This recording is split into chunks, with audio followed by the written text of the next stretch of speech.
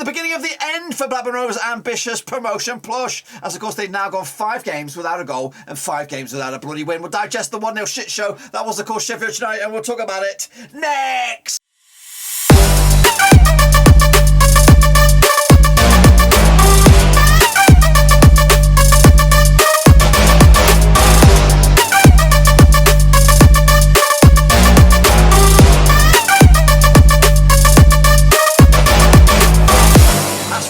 Give another match review, looking back at Blackburn Rovers' latest shambles. Oh my goodness gracious me, the shock loss at Sheffield United at Bramall Lane as we come down to it. 1-0 loss. We'll take a look at it, all of it in a minute. Of course, big shout out to my VIPs and the Patreon guys. And of course, if you're new, where you been? Smash your subscribe button to keep you back up to date. All things Rovers related, Championship related. Of course, we're going to be here next season. Of course, I've got world football related. We've got it all here under one rooski. Of course, I'm not going to sugarcoat this. Rovers are absolutely diabolical of late. I feel like we've had our heart or soul ripped out of us, and we can't play a bloody game of football without screwing it up.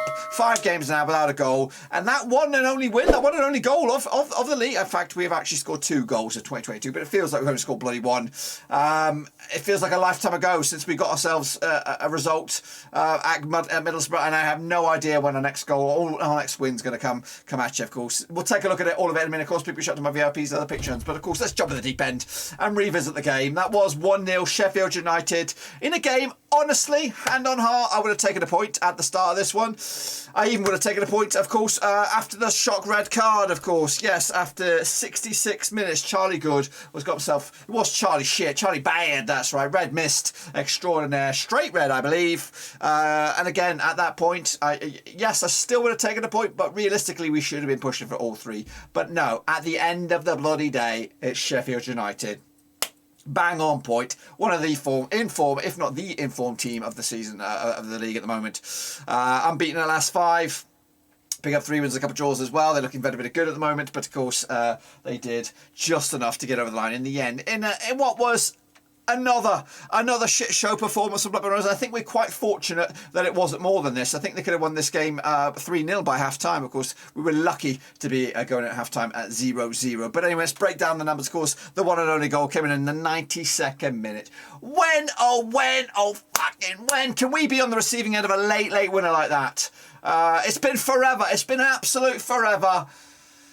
Oh, and I don't know. I just don't know. The season is about to fall to pieces. We are now, there's 4 points to separate ourselves in 5th, and of course Coventry in 9th, and they've got a lot of teams around us. Oh, I've got a game in hand. It's the beginning of the end. It is the beginning of the end, and so we've got to look at this. We have got to. I know. We were all sugarcoating Mr. Mowbray and everything. But today really got my goat. I don't know what's going on behind the scenes or underneath the floorboards at Ewood Park or whatever it is. But why on earth did you only make 1 change? I think that's it, right? Let me make sure I'm not hallucinating. You brought 1 player on. You changed 1 fucking player the whole 90 minutes.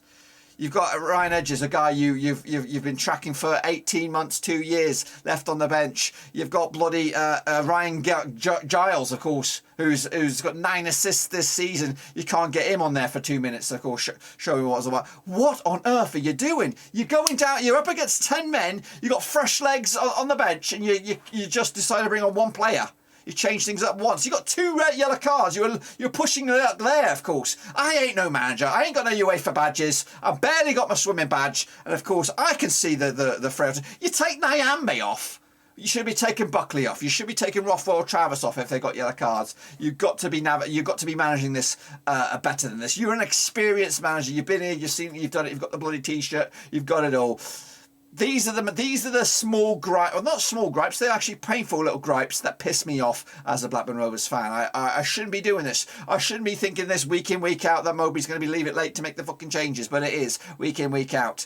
You have had the glorious opportunity and fair dues. You got us into a good spot to be considered playoff contenders, promotion contenders, but guess what? That is now, you've lost it. You've lost it. You blew your chance in the transfer window. You didn't bring any more strikers in. You didn't even optimise an extra loan. In fact, you put the extra loan in on a left-hand sided player, which, yeah, in all fairness, he could still work out, and in all fairness, it still could all work out. But realistically, Mowbray, if we don't make top 6, for me, I'm not saying you're gone, but You know, if Valérien Ismaël comes in here knocking on the door and he's on he wants a similar or not bad a salary, guess what? I'm going to be talking to Valérien Ismaël and have a little chat with him, because I think sometimes we do need a breath of fresh air. And I don't want to tarnish the work that you've done. And you've just celebrated 5 years, half a decade as Blackburn Rovers manager, starting to gripe me up a little bit here. We can't score a goal. Why on earth can't we score a goal? What's gone wrong? What, you know, are we a one-man band? If Diaz ain't scoring, are we not scoring? Where's the belief gone in the players? There's nobody seems to want to have a shot. Nobody feels that they can put the ball in the back of the net. If they're not good enough, Mowbray, they shouldn't be playing. They should not be playing for me. They're not be pulling on the black and white. And why, oh why? Again, the stats are there. You can only see what you can see here. But we had a penalty given. And again, Aloni steps up. A man that's not really playing for the badge. I don't know who was claiming this. Where was our captain to say, hang on a minute? In all honesty, Gallagher is supposed to be the talisman here now. He's got 6 goals this season. I have the comfort and the belief that he would have put that in the back of the bins. No disrespect to Cadro, it was an okay penalty, and maybe there is a controversy about the placement of where the goalkeeper was, but ultimately, why isn't Rothwell a player for Rovers stepping up? Why isn't Pickering, of course, who's got a bit of foot on him, who can put a bit of a rocket on it? You know, Van Heck, anybody. Well, not necessarily Van Heck. Van Heck is kind of the same deal here. Just a train wreck of decisions today, and we got bitten in the arse big time, and unfortunately, even though I felt that we probably would have lost this anyway, and we probably would have, you know, if we played this another 10 times, we probably would have lost 9 of them. I think we might have won 1 of them. Sheffield United are a good side. They've got a very good team. Zanderberg is a Premier League player by a country mile. Of course, Sharp's been scoring goals for fun, and even though they are playing threadbare a little bit on the second string side or whatever, they're still a very decent side, and of course, Heckingbottom's got them working retreat. But ultimately, Mowbray, I'm starting to lose my patience. I know this was going to be a tough old month, but this season is going from amazing to an absolute train wreck. No goals in 5, and you knew that you're going to be without Diaz anyway for international break. You knew that, and again, if the goals dry up, you've got to have some sort of plan B. And if it's Sam Gallagher at the moment, where on earth are the goals going to come from? He's got 1 in a bazillion games. I feel starved. I feel starved of goals. I feel starved of belief. I cannot look forward to the next game for Blackburn Rovers, because I just don't know where the next goal is going to come from. I'm absolutely appalled with what I've been seeing of late. There's no fight. Again, we can just turn the clock back, and I don't really want to be doing this. We should be talking about the game itself. We got lucky against the game being called off against Millwall, because I think they would have turned us over. West Brom, shit show. We were absolutely diabolical. They were there for the taking. Nottingham Forest at home, battered at home. Swansea, again, down to 10 men. We couldn't do it twice now. We played up against 10 men, and we looked the worst team for it. Twice in succession against 10 men. We're garbage. We're better playing with 10 men ourselves, for crying out loud. Luton Town, shit show. Middlesbrough, lucky. Hull City, gastronomically bad. Holy smokes. When on earth are we going to get a rub of the green? I know we've had a good 2021, but we've had a shit 2022, and so far it's been a year to forget for me, definitely. Anyway, the stats are right here: 13 shots for them, 11 for us, 6 on target, blah blah blah. Horseshit. It's all there, in red and blue. Let's take a look at some of the detailed numbers there. The first, the overall possession goes in favour of Sheffield United. We have 49% possession. It's pretty much a sea of green down there, left-hand side. That's how bad we were today. Bad. And against 10 men as well. We'll break down the second half stats in a minute. But basically, they did enough in the first half to dominate the whole game and put the impressive numbers on the board. And they still managed to put the ball in the back of the net at the end of it. 6 shots outside the box.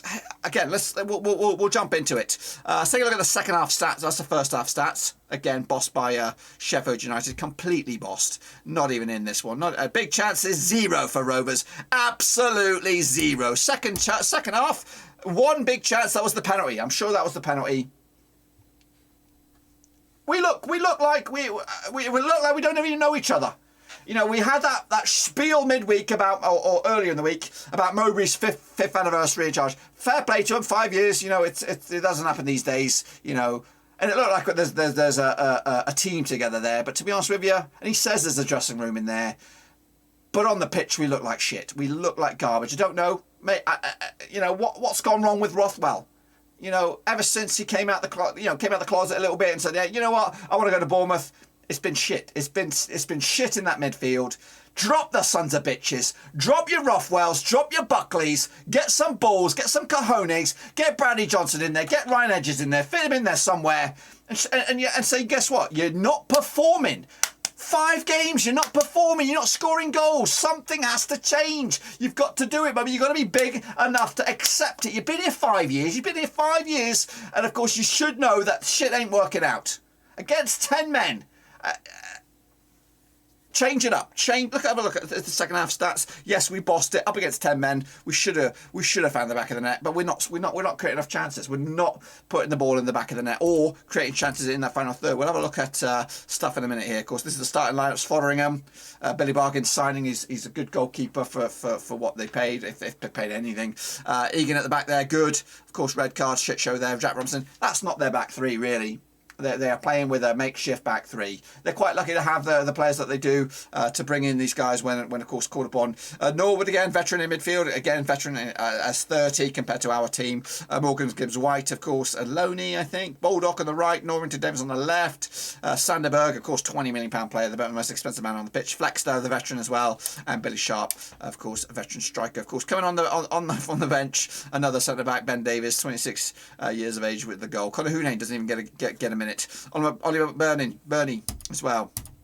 As for Rovers, pretty much as you would expect, really. So for me, it's starting to piss me right off. I could pick the team blindfolded, for crying out loud. Change it up a bit, Mowbray. It's not working out. Say to Joe Rothwell, you know what?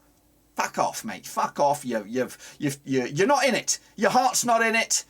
Something's not fucking right there. Meanwhile, same could be said for Buckley. I love Buckley. He follows me on Twitter. I'm a big respect for him. But this, you know, you've got to be the bigger person. Say, you know what? I'm not here. I'm not delivering. Shit ain't going right for me. Bench me, boss. I don't know that that's not going to happen because players ain't going to do that because that show weakness. But then Mowbray has to say, you know what, Jono, you're benched. You've been poor quite a few games now. We need to get back to it anyways. We need to try and spike something up. Give the likes of these substitutions a chance to step up. Of course, have a look at the team there. I'll go over it. Kaminsky, Wharton, Van Heck, Lenihan, Travis, Rothwell, Nyambe, Pickering, Gallagher, Cadra and Buckaroo, of course. The subs. Tyree Stoner came on. You could argue. Giles deserves a start, but maybe push him further forward. Push him further forward. You know, push him as a winger. Make him a fucking winger. You know, put Edges on the right, Giles on the left. I don't know, Tyree Stoner in the middle, something like that. I know he's small man on deck. Yeah, that might not really work out. Maybe stick Gallagher up top for that. Just try something fucking new, mate. It's just criminal. Joe Rankin-Costello, I'm not his biggest fan at the moment. He has been diabolical with his games, but maybe, you know, definitely that midfield and attacking zones need changing. And that I'd keep Travis in there. He's the heartbeat, of course, a future captain, no questions asked. Matey boy, Rothwell's got to be dropped. Buckaroo's got to be dropped. Gallagher, Cadra, those four for me definitely need to be examined and taken a look at a little bit. And you got 3 guys that are easily step in the fold there. And then hopefully Dacarino's going to come back and make it 4, because those 4 could easily come and do a good job. And just make it a little bit bloody different for a change. This is, of course, the grid here. A third-party point of view of the man of the match, giving it to Fotheringham, I guess, for the penalty save, which was a bit dubious as well. Rovers man of the match goes to Joe Rothwell, 7.4. I thought, I don't know. I think that's a bit generous. Take a look at the shot grid then, shall we? Cadra had 3, Rothwell 2, Buckley 1, Gallagher 1, Travis has a shot, Pickering had a shot. Nyambe needs to just fucking get some cojones and have a shot, mate. Just pull the trigger. You're going to score. You're going to score before you leave. You just got to have to believe in yourself. But really, Gallagher, terrible. You know, like, if he's our man, look on the other side there. Flex got 3 there. Sharp, I guess it's kind of similar sort of stats there, really. It's just terrible stuff, ultimately. I'm not a happy chappy, for sure. What about Mowbray? Here he is with his thoughts and his digest after the game. Tony, not the same shit, please. I'm good. All right, pleased with the team. Thought they were, as always, magnificent. Listen, they played against a team, just about every player there played in the Premier League last year, and we got 5 kids from our academy starting. I thought they competed fantastically well. Should be very proud of themselves. Disappointed with the result, of course. Did you feel you did more than enough second half to come away with a win, never mind a draw? I think over 90 minutes we did more than enough to win the game, but yeah, that's football. It's cruel sometimes, but you know, you've got to give them a lot of credit for digging in and sticking at it, and they got their rewards late on. Disappointed that we conceded from a corner, but it's football. Second half, you came out very positively, didn't you? I don't know. I think this team is full of energy and legs and athleticism and ability to run the legs off teams. And I don't think we're a great football team that, you know, Man City-esque. We're just a team who graft and work hard and ask questions of the opposition physically, and we did that today as well. Yeah. What did you make of the incident right in front of you when the Sheffield United player was sent off? I think my reaction showed you what I think. You know, I was a footballer, played centre half for 18 years, and you feel the intent. It's. But I'm not the ref. It's not for me. Whatever, my reaction was natural, but referee makes calls on decisions. What he saw, and he obviously thought it was a red card. Did you feel that there might be more than just one player sent off at some stage towards the end of that game? No, I don't think so. I think it was complete. Listen, we're playing against Sheffield United. They're a steel town. I'm from a steel town called Middlesbrough, and it's if you don't fight and get stuck in and show the fans and the terraces that you are wearing their shirt with pride, you weren't getting a game for this club. So I expect Sheffield United players to fight and work hard, and I think we do. And as I've said to you recently, you know, I've got a very young team playing against a team who played in the Premier League last year, and did we fight it hard enough? Did we give them enough problems? I think so. Does it just sum up what you're going through right now, that you've got a penalty and it isn't converted? Yeah, maybe. Listen, it's. I don't want to get hung up on we haven't scored goals for however many games now, but I look at the performance level, always have done. You know, Brereton, we have to accept it. You know, as Armstrong is no longer with us, Brereton isn't going to be with us for a long time this season, and so somebody has to step up. Whether it's a header from a corner, a scrappy goal like theirs, a penalty kick. We have to find a way to score goals to win matches, otherwise you can't win. You know, in this recent run we've had a couple of 0-0 draws. Early on in the season we were winning them 1-0, and tonight we could have won 1-0, maybe should have won 1-0, but give them good credit, they stuck at it, and I think with their fans behind them they got a result somehow. How did you feel Khadra did tonight? He looked really lively, didn't he? Listen, I have a sore throat, you can hear my throat. Shouting at Redder Khadra most of the time. He needs shouting at, he needs telling where to go, he has to learn the game. He's still a young boy who doesn't really know his responsibilities out of possession, because the team get beat if he doesn't work hard out of possession and he doesn't do his job, and so that's why I keep him on my side of the pitch as much as I can, so I can shout at him and put him in the right places. But with the ball, he's a threat. Alright, let's kick it all off with I don't think I actually did that many on here. We're going to start with Chris Martin. Of course, not that one, but this one, of course. Not going to lie, that one hurt. Absolute stinker, he says. Meanwhile, Greg Paul, of course, potential Roverseas mafioso here. Going to have a chat with him tomorrow. Late goals tonight. QPR, Sheffield United and Huddersfield. How is it not going for us at the moment? I thought the other results had gone for us. Need to turn this around quick.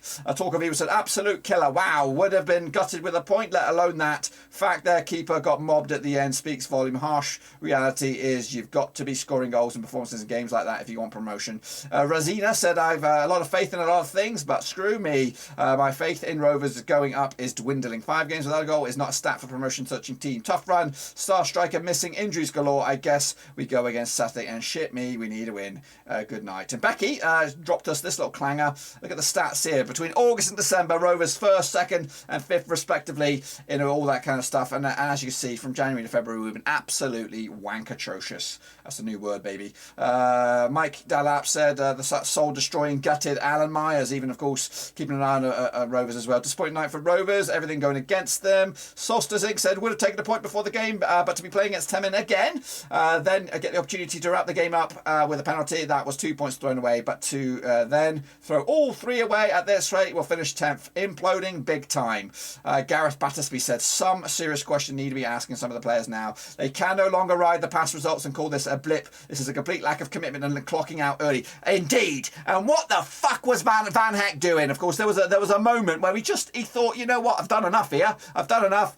No, the Sheffield United guy kept the ball in play and I think they won a corner or something, but he switched off. He switched fucking off. People need to realise you've got to play from the first whistle to the bloody last. Complete lack of commitment. Anyone else would be sacked for their jobs for just downing tools like this. Agreed. Carl Wick says, prior to the goal was great game. This is some positivity maybe. Credit to United, they deserved the win. We just can't score, not even from the spot. Gallagher needs to gamble more in the box. No one really in the 6-yard box, time and time again. Gutted for Kadra as he's really stepped up tonight. We go again. That's a positive spin on things, of course, and we could try and bring some positivity to it, but really it's dire. Callum Altmus said, embarrassing, entire squad has completely lost their nerve in the midst of the club's most important season in over a decade. Heartbreaking stuff as well. Another one of the Rovers mafia out there, Lockie, he says he's not stopping until he sees a bloody goal. So shit show there, shit show everywhere, and I don't even know what to say. I've taken a look at, of course, what else went on this week. Not really great for us, to be honest with you. Preston, though, it did hold off Nottingham Forest, which, of course, will stop their push upwards. Meanwhile, Barnsley, big win over Hull City, of course. They've been a bit shit as well recently. Bristol City 1, Coventry 2. They're back in the hunt. Middlesbrough, of course, doing their bit as well. 2-1 winners over West Brom. Reading, of course, big win for them, of course, and Paul Ince. 2-1 winners over Birmingham. As you can see in black and white there, of course, Sheffield United with the win. Fulham with the win also. Derby did lose at home to Millwall. QPR, big win as well. Latsminute.com. Luton, of course, closing in on the playoffs themselves. And, of course, Huddersfield Town 2-1 winners over Cardiff to make things even more worse. And as you can see from the table, we're down to 5th, and in fact, if you look around very, very closely, we could easily be down to bloody 9th come the weekend if we lose. In fact, we won't be 9th, we could be 8th.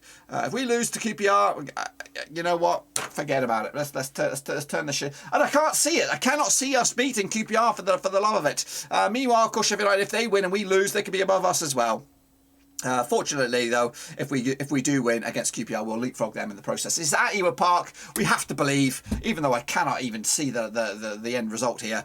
Again, yeah, QPR early kickoff on the Saturday. Other games, of course, Barnsley hope to carry on their run again against Middlesbrough. I don't see that happening. Sheffield United go to Millwall, who are on form, of course, right now. Fulham go to Cardiff, who, of course, they didn't pick up a result. Blackpool, Reading, Coventry, Preston, Forest against Bristol City, Luton Town against Derby, Bournemouth against Stoke, West Brom against Swansea. A lot of games that could go against us here. Middlesbrough I expect to win. Sheffield United really expect to win. Preston probably could win. Forest should win as well, and Bournemouth as well. So we could be in a bit of shit at the end of it. I think that's all I've got for you. Is that it? That is it. So yes, be sure to check out the other content, of course, covering the game. Jacob is on his way back. Hopefully he's got a vlog. We've got a fan reaction video, a bumper episode of that, so make sure you check that out. Of course, you've heard my opinion. I'm not happy, but of course we'll hear the other guys' opinion as well. But that's it. Make sure you smash the thumbs up, smash the subscribe, and see you soon for the next one. Of course, we're done for now. I'm pissed, but I need to lie down.